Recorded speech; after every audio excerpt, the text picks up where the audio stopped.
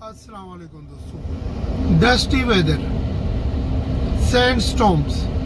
Kuwait में आज 23 मई है। कुवैत में, सऊदी अरब में और इराक में, इमारात में और काफ़ी जगहों पे और भी ये डस्टी वेदर में हेल्थ के ऊपर बहुत ज़्यादा असर पड़ता है।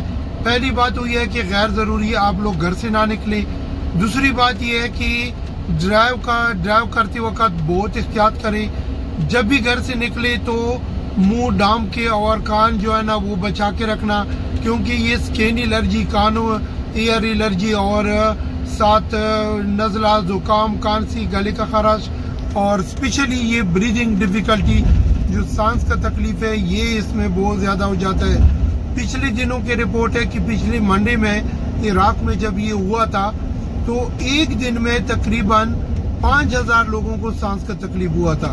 तो अपना ख्याल रखो, दुआ में याद रखो। Thank you.